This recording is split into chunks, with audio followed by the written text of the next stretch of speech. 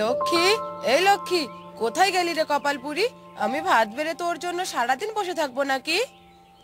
কি হলো? এভাবে চিৎকার করছো কেন শুনি? তোমার এই মা মরা মেয়ে আমার জীবন শেষ করে দিচ্ছে। সারাদিন টোটো করে এই গাছ ওই গাছ। আজ আসুক বাড়ি। গিন্নি, রাগ করছো কেন?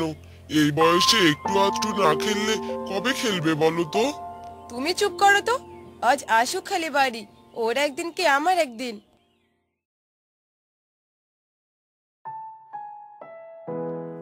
ওই তো একটা আম কি সুন্দর পেকেছে। ওই আম তো আমার চাই চাই, কিন্তু কিভাবে পারবো? আমি যে গাছে উঠতে পারি না। যাই, একবার চেষ্টা করে দেখি। লক্ষ্মী যখনই সেই আম গাছে উঠতে ধরে তখনই সে পড়ে যায় মাটিতে, আর সে জ্ঞান হারিয়ে ফেলে। দূর থেকে এসব দেখছিল একটি সাপ। লক্ষ্মী জ্ঞান হারানোর পর সাপটি লক্ষ্মীর কাছে আসে, মুখে কিছু পানি নিয়ে, আর সে পানি লক্ষ্মীর চোখে মুখে ছিটিয়ে দেয়। মেয়েটির কিছু হয়ে গেল না তো? কি মিষ্টি দেখতে মেয়েটি।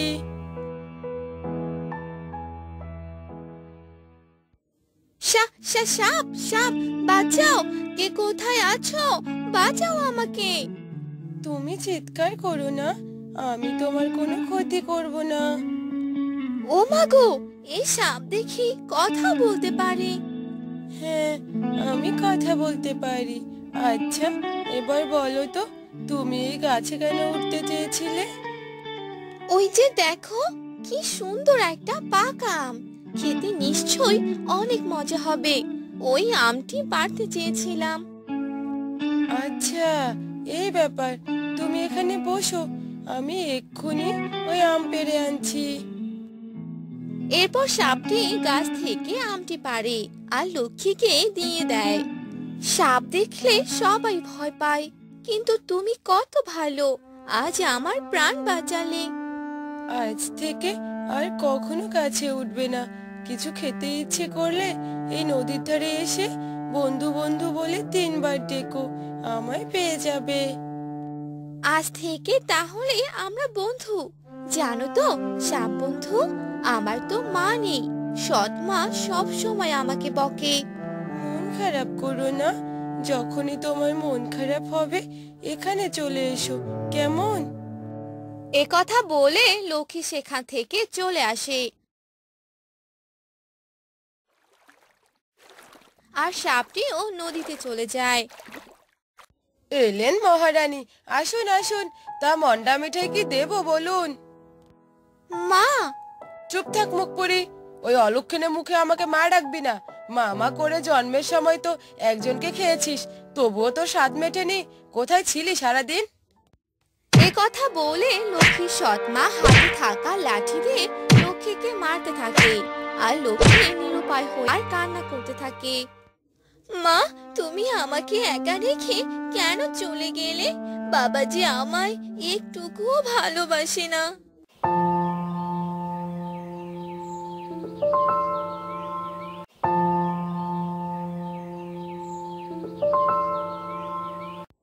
মা তো এখনো ওঠেনি। যাই, আমি বরং সাপ বন্ধুর জন্য একটু দুধ নিয়ে যাই। সাপ বন্ধু অনেক খুশি হবে। এরপর লক্ষ্মী ঘর থেকে এক বাটি দুধ নিয়ে সে নদীর ধারে যেতে থাকে, আর নদীর ধারে গিয়ে, সাপ বন্ধু, সাপ বন্ধু, ও সাপ বন্ধু! লক্ষ্মীর ডাকে সাপ নদী থেকে উঠে আসে। তুমি এসেছো বন্ধু? আমি তো ভেবেছিলাম আমাকে তুমি ভুলেই গেছো। তা কি করে হয় বলো? তুমি যে আমার প্রাণ বাঁচিয়েছো। সাপ বন্ধু, এই দেখো তোমার জন্য কি এনেছি। নাও, তাড়াতাড়ি এই দুধটুকু খেয়ে নাও দেখি। দুধের বাটি এগিয়ে দেওয়ার জন্য যখন হাত বাড়ায়, সাপ তখন লক্ষ্মীর হাতে মারের দাগ দেখতে পায়। কি ব্যাপার বন্ধু, তোমার শরীরে এগুলো কিসের দাগ? ওসব কিছু না, তুমি খেয়ে নাও তো। না, তুমি সত্যি কথা না বললে আমি খাবো না।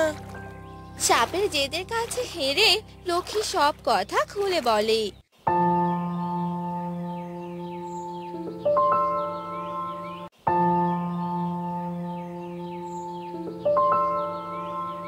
আর এভাবে কাটতে থাকে লক্ষ্মীর দিন।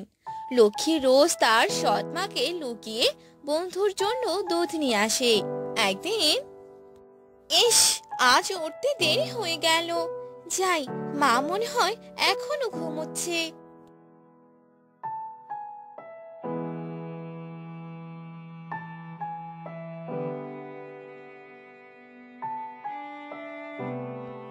তারপর লক্ষ্মী আশেপাশে না তাকিয়ে দুধের বাটি নিয়ে বাড়ি থেকে বের হয়। আর এসব আড়াল থেকে সব দেখছিল তার সৎ মা।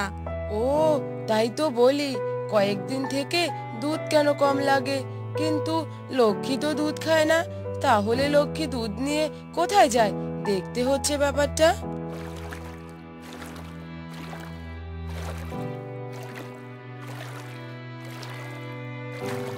লক্ষ্মীর মা তখন লক্ষ্মীর পিছু নিতে থাকে, আর সে নদীর ধারে গিয়ে পৌঁছায়। তখন লক্ষ্মীর মা গাছের আড়ালে লুকায়। বন্ধু, এই যে রোজ তুমি আমার জন্য দুধ আনো, তোমার সৎ মা জানতে পারলে তো তোমাকে অনেক মারবে। ওসব ভেবো না তো, মা তো এত সকালে কখনো ঘুম থেকে ওঠে না। নাও, তাড়াতাড়ি খেয়ে নাও। এ আমি কি দেখছি, নিজের চোখে যে বিশ্বাস করতে পারছি না। সাপের সাথে বন্ধুত্ব, আবার সাপটি দেখি কথাও বলতে পারে। সাপ বন্ধু, তুমি এখন থাকো, আমি বাড়িতে যাই, তোমার সাথে কাল দেখা হবে। এরপর লক্ষ্মী বাড়ির পথে যেতে থাকে, আর লক্ষ্মীর মা লক্ষ্মীর আগেই বাড়িতে চলে আসে।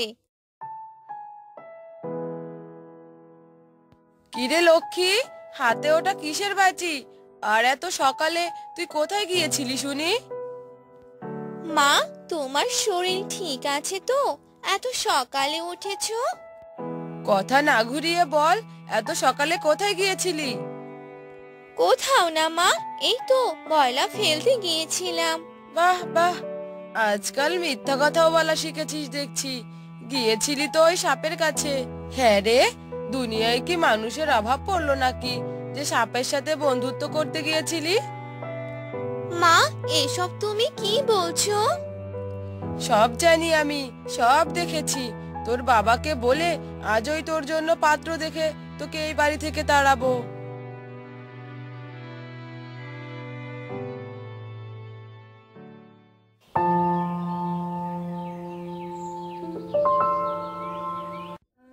পাত্রপক্ষ তো দেখে গেল, কাল তো আমাকে বিয়ে করে নিয়ে যাবে। সাপ বন্ধুর সাথে তো আর কখনো দেখা হবে না।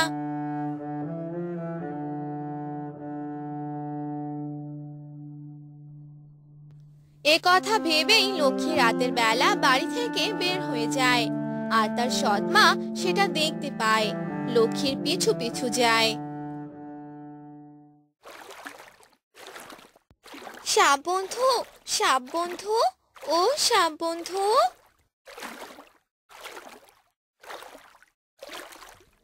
কি বন্ধু, তুমি এত রাতে এখানে? লক্ষ্মী তখন তার সাপ বন্ধুকে সব কথা খুলে বলে, আর সব শুনে তার সাপ বন্ধু কান্না করতে থাকে। আমি তো তোমাকে খুব মিস করব বন্ধু, তুমি আমাকে রেখে যেও না। আমার যে কিছু করার নেই। কিরে বিমল, আমার জন্য এক কাপ চা নিয়ে আয় তো।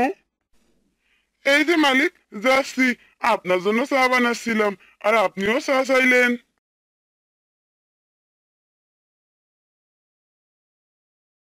দে দে।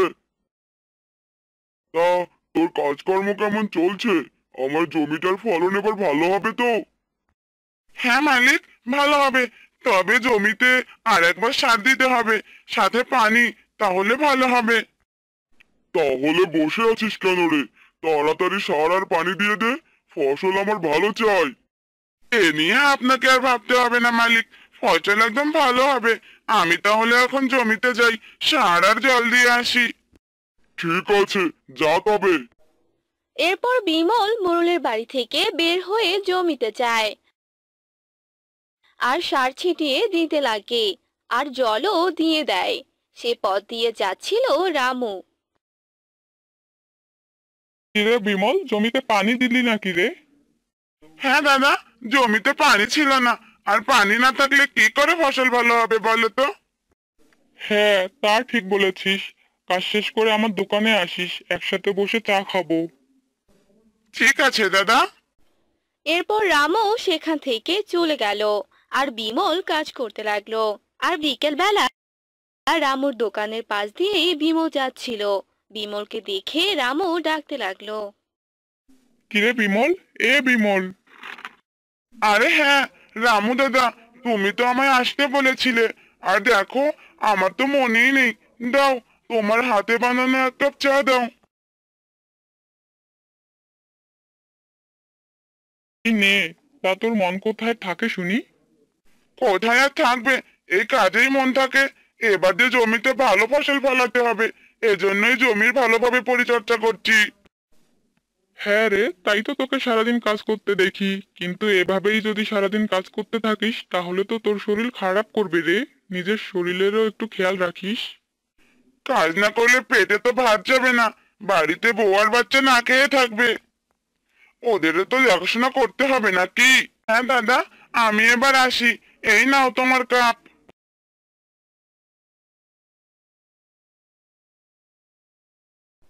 এরপর বিমল সেখান থেকে চলে গেল, আর কিছুক্ষণের মধ্যে বাড়িতে পৌঁছে গেল। গিন্নি, ও গিন্নি। হ্যাঁ গো, এই তোমার বাড়িতে আসার সময় হলো। খাবার কি খেতে হবে না নাকি? না খেয়ে থাকতে থাকতে তো শুকিয়ে গেছো। হ্যাঁ দাও, খাবার দাও, অনেক খিদে পেয়েছে আমার। তুমি হাত মুখ ধুয়ে এসো, আমি তোমার খাবার দিচ্ছি। এরপর বিমল হাত মুখ ধুয়ে আসে, আর বিমলের বউ তাকে খেতে দেয়। এভাবেই কেটে যায় বেশ কয়েকদিন। আর একদিন অনেক জোরে জোরে বৃষ্টি পড়তে থাকে। হ্যাঁ গো, এবার কি হবে? অনেক জোরে জোরে বৃষ্টি পড়ছে যে। এভাবে বৃষ্টি পড়লে যে ফসলের অনেক ক্ষতি হবে। তাই তো দেখছি গিন্নি, বৃষ্টির কারণে যদি ফসল নষ্ট হয়ে যায় তাহলে মালিকের যে অনেক কথা শুনতে হবে। আর কোনো টাকাও আমাকে দেবে না, এমনকি কাজ থেকেও বের করে দিতে পারে। এসব তুমি কি বলছো? কাজ না করলে সংসার চলবে কি করে? হে ভগবান, রক্ষা করো আমাদের। ভগবানের আশীর্বাদ ছাড়া যে আমি আর কোনো উপায় দেখছি না। ভগবান, আপনি আমাদের বাঁচান। এভাবেই বিমল ও তার বউ ভগবানের কাছে প্রার্থনা করতে লাগলো। কিছুক্ষণ পর বৃষ্টি থেমে গেল, আর বিমল মোড়লের বাড়িতে চলে গেল। কি রে বিমল, আজ যে অনেক বৃষ্টি হলো, ফসলের কোনো ক্ষতি হয়নি তো? না না মালিক, এই বৃষ্টিতে ফসলের কোনো ক্ষতি হয়নি। তবে ভগবানের কাছে প্রার্থনা করছি আর যেন বৃষ্টি না হয়। তুই ভগবানের কাছে প্রার্থনা কর, আর যাই কর, আমার ফসল ভালো হওয়া চাই, বুঝলি? জি মালিক। এরপর মোড়লের কথা মতো বিমল আবার জমিতে যায়, আর ফসলগুলো দেখতে থাকে। যদি আর দুই একবার বৃষ্টি হয় তাহলে তো সব ধান নষ্ট হয়ে যাবে। ভগবান, তুমি আমাদের রক্ষা করো, আর বৃষ্টি দিও না। এ কথা বলে বিমল বাড়িতে চলে এলো। আর রাত হয়ে যাওয়ার পর আবারও অনেক জোরে বৃষ্টি পড়তে লাগলো। এ দেখে বিমল ও তার বউ ভারী চিন্তায় পড়ে গেল। হ্যাঁ গো, এ যে আবার বৃষ্টি শুরু হলো। এভাবে বৃষ্টি পড়লে তো সব ফসল নষ্ট হয়ে যাবে। জানি না গিন্নি, কপালে যে কি আছে, আমার তো ঘুমোই আসছে না।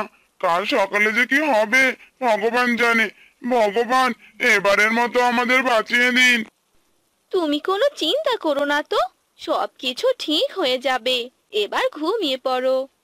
এরপর বিমল ও তার বউ ঘুমিয়ে পড়লো। ঘুমের মধ্যে বিমল স্বপ্ন দেখলো। তুই যদি রোদ দিয়ে ভাত রান্না করতে পারিস তবেই তোর ফসল সুরক্ষিত থাকবে। আমি কি স্বপ্ন দেখলাম? সাক্ষাৎ দেবীমা আমায় বললেন রোদ দিয়ে ভাত রান্না করতে। এ কি করে সম্ভব? গিন্নি, ও গিন্নি। আরে কি হলো, ডাকছো কেন এভাবে? তখন বিমল তার স্বপ্নের কথা বউকে জানিয়ে দিল। এ কিরকম কথা গো, রোদ দিয়ে ভাত রান্না? কিন্তু এখন তো বৃষ্টি পড়ছে, রোদও তো নেই, তাহলে ভাত রান্না করবে কি করে? সকালবেলা হয়তো বৃষ্টি কমে যাবে, তখন দেখবো কি করা যায়। এরপর তারা আবার শুয়ে পড়ে। পরদিন সকালবেলা বৃষ্টি কমে যায়, আর বিমল ঘুম থেকে উঠে বড় একটি পাতিলে চাল বসিয়ে উঠোনে দেয়। বৃষ্টির পরেই আজ অনেক রোদ উঠেছে, তবু কি আর ভাত রান্না হবে নাকি? রোদ যখন উঠেছে তাই ভগবানের ইচ্ছায় চাল বসিয়ে দিলাম। দেবীমা যখন আমায় এ কাজ করতে বলেছে তাই তো করছি। এখন সবকিছু ভগবানের উপর ছেড়ে দিলাম, তিনি আমায় রক্ষা করবেন। উঠোনে চাল বসিয়ে দিয়ে তারা ভগবানের কাছে প্রার্থনা করতে লাগলো। আর কিছু সময় পর বিমলের বউ পাতিলের ঢাকনা খুলে দিল। এ কি, এ যে চমৎকার কাণ্ড! কই গো, দেখে যাও, এ যে সত্যি সত্যি ভাত হয়ে গেছে।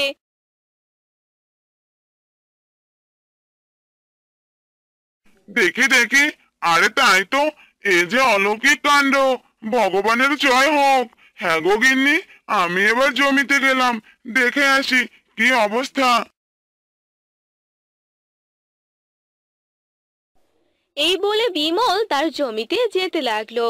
যেতে যেতে দেখতে লাগলো সবার জমির ফসল নষ্ট হয়ে গেছে। এরপর বিমল তার জমিতে এলো। আমার জমির ফসল তো দেখছি একদম ঠিক আছে, কোনো নষ্ট হয়নি। যাই, এ কথা মালিককে জানিয়ে দিয়ে আসি। তারপর বিমল মোড়লের বাড়িতে চলে গেল আর মোড়লকে ফসলের কথা জানিয়ে দিল। আমি তো শুনলাম সবার ফসল নাকি এই বৃষ্টিতে নষ্ট হয়ে গেছে। তাহলে তাহলে আমার জমির ফসল ঠিকঠাক থাকলো কি করে? সবই ভগবানের আশীর্বাদ মালিক।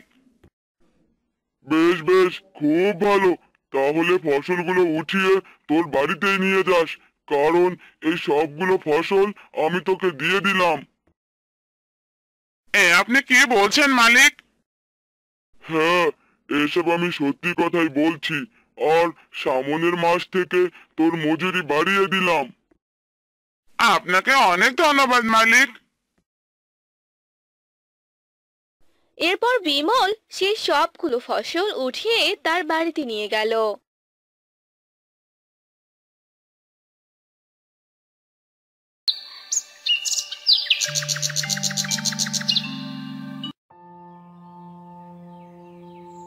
কি গো, আর কতক্ষণ লাগবে শুনি? এবার তাড়াতাড়ি বেরিয়ে এসো, আর কতক্ষণ দেরি করাবে? আরে কি হলো, এভাবে চেঁচাচ্ছ কেন? রেডি হতে কি আর সময় লাগে না নাকি? হ্যাঁ, ওই রেডি হতেই সময় লাগিয়ে দাও। আর ওদিকে দেরি করে গিয়ে কিচ্ছু আর খেতে হবে না, পেটে আর খাবার ঢুকবে না।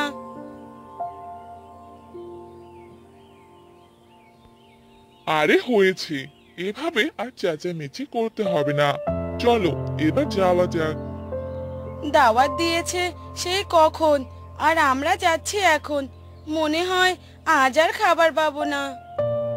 আরে এত বক বক করো না তো, চলো চলো। এরপর রাকেশ ও তার স্ত্রী দাওয়াত খেতে চলে যায়। রাকেশ ও তার স্ত্রী দাওয়াত খেতে খুব ভালোবাসতো। যেই তাদেরকে দাওয়াত করত তারা সেখানে ছুটে যেত, কিন্তু কখনো কাউকে দাওয়াত দিত না।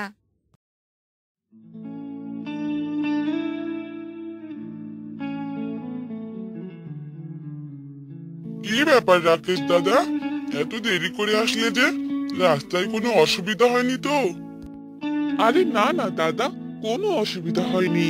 তাই এবার খাবারটা দিন, বড্ড খিদে লেগেছে যে। আচ্ছা আচ্ছা, ঠিক আছে, আসুন বসে পড়ুন। এরপর তারা দুজন মিলে খাবার খেতে বসে যায় আর খাবার খেতে লাগে। কিছুক্ষণ পর তাদের খাওয়া শেষ হয়। খাওয়া শেষ করে মোহনা বলতে থাকে, আহ, খাবারগুলো খেয়ে কি শান্তিটাই না পেলাম। ওহ, ভালোই লাগলো। হ্যাঁ গো, আবার কবে যে দাওয়াত পাবো কে জানে। দাওয়াতের কথা বাদ দাও, আমরা যে খাবার খেতে তাড়াহুড়ো করে চলে এসেছি, কিন্তু কোনো কিছুই তো নিয়ে আসিনি। এবার কি হবে? মিষ্টি আনতেই তো ভুলে গেছি। হ্যাঁ গো, আমারও তো মনে নেই। আচ্ছা, বাদ দাও, কোনো কিছু দিতে হবে না। খাওয়া শেষ হয়েছে, এবার তাড়াতাড়ি কেটে পড়ি। রাকেশ ও তার স্ত্রী কাউকে কিছু না জানিয়ে সেখান থেকে চলে গেল। অন্যদিকে সেই লোকটি বলতে লাগলো, আরে, কি হলো? রাকেশ দাদাকে যে কোথাও খুঁজে পাচ্ছি না। তারা কি চলে গেল নাকি? এরপর সেই লোকটি তার ঘরে চলে গেল। রাকেশ ও তার স্ত্রী বাড়িতে চলে এলো। তখন মোহনা বলতে লাগলো, যাক বাবা, এবারের মতো বেঁচে গেলাম। যাই, এবার বাড়ির সব কাজ সেরে ফেলি।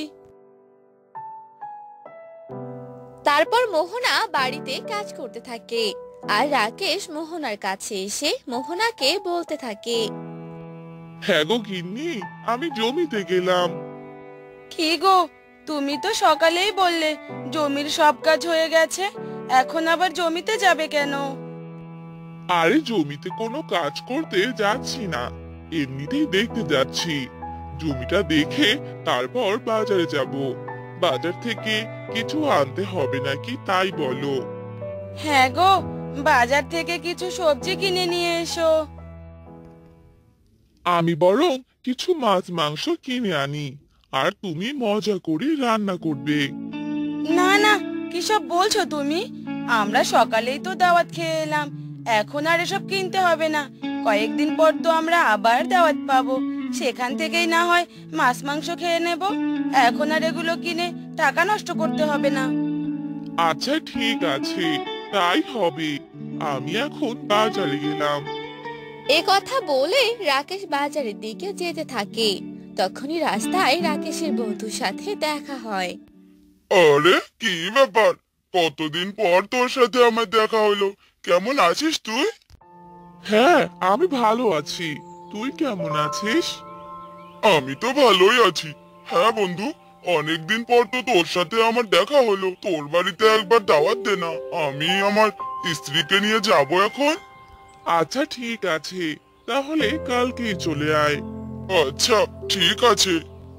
রাকেশের বন্ধু সেখান থেকে চলে গেল, আর রাকেশ বাজার করে নিয়ে বাড়িতে এলো আর বলল, হ্যাঁ গো গিন্নি, কোথায় গেলে? এই নাও, বাজার এনেছি। হ্যাঁ গো, আজ তোমায় কেউ দাওয়াত দেয়নি? বাজার থেকে তো ঘুরে এলে। না গো, আমায় কেউ দাওয়াত দেয়নি। আমি বরং দাওয়াত দিয়ে এসেছি। সে কি কথা? এসব কি বলছো তুমি? হ্যাঁ, দাওয়াত দিয়ে এসেছো মানে? এবার তাদেরকে আমি কি খাওয়াবো শুনি? কি আবার খাওয়াবে? আমি বাজার থেকে মাছ মাংস কিনে নিয়ে আসবো, তাই রান্না করবে। এবার বুঝি আমাদের সব টাকা যাবে। কেন যে দাওয়াত দিতে গেলে তুমি? এসব বলে মোহনা ঘরে চলে গেল। পরদিন রাকেশ বাজারে গেল আর সবকিছু কিনে আনলো, আর মোহনা রান্না করলো। কিছুক্ষণ পর তারা রাকেশের বাড়িতে চলে এলো। হ্যাঁ গো দিদি, ভালো আছো তুমি? হ্যাঁ দিদি, আমি ভালো আছি। এসো দিদি, ঘরে এসো। এই নাও দিদি, তোমাদের জন্য আমার গাছের একটি লাউ নিয়ে এসেছি। এই লাউ খেতে অনেক সুস্বাদু। আগে জানতাম কারো বাড়িতে দাওয়াত খেতে গেলে মিষ্টি নিয়ে যায়, এখন তো দেখছি লাউ নিয়ে এসেছে। আরে দিদি, তুমি কিছু বললে? না না, কিছু বলিনি। ঘরে এসো তোমরা। এরপর তারা ঘরে চলে যায়। মোহনা তাদের সবাইকে খাবার খেতে দেয়। খাওয়া দাওয়া শেষ করে তারা সেখান থেকে চলে যায়। তখন মোহনা তার স্বামীকে বলে, দেখলে তো, ওরা আমাদের জন্য মিষ্টি নয়, লাউ এনেছে। লাউ, এবার লাউটা রান্না করে দেব, তুমি একাই খেও। না না, আমি কোনো লাউ খাবো না। আর তুমি খেতে না চাইলে এটা বরং ফেলে দিও। পরদিন সকালে মোহনা লাউটিকে বাহিরে ফেলে দিয়ে আসে। আর এভাবে কেটে যায় বেশ কয়েকদিন। একদিন মোহনা উঠোন ঝাড়ু দিয়ে ময়লাগুলো বাহিরে ফেলে দিতে যায়। আরে, এই গাছটি কিসের? আমি তো এখানে কোনো গাছ লাগাইনি। এ গাছ হলো কি করে?